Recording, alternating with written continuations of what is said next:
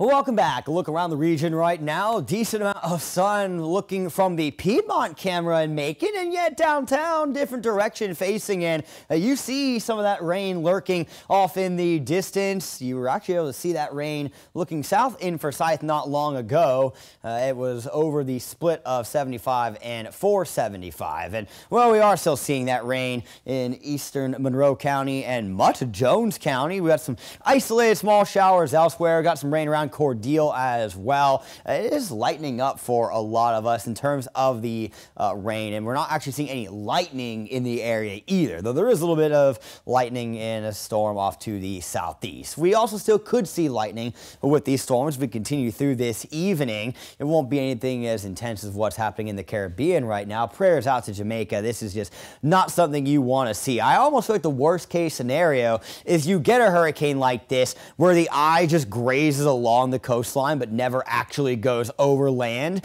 which slows down that weakening process even further. So this has just been absolutely brutal for the entire island, being along that eye wall there. And unfortunately, the destructive path for Beryl not done after Jamaica. A Category 2 landfall expected in the Yucatan, and even if it falls apart again, it may become a hurricane a second time before making a second landfall, or technically, I guess it would be a third landfall. Jamaica's not technically a landfall, but this would be landfall 2 in the Yucatan. That would be 3, either in North Mexico or southern Texas. But at least the wind shear that is breaking or trying to break up Beryl will be way too much for Invest 96L behind Beryl, so I'm not worried about that forming up into a depression or a storm. Bringing it back here to Middle Georgia, if you're spending time out in the evening, please wear insect repellent, all right? Mosquitoes, on top of the fact they itch, they also spread diseases, and this is the weather they live for. Showers and storms in the afternoon, sticky, humid evenings, and overnight lows that don't get below 73 degrees for the majority of the region.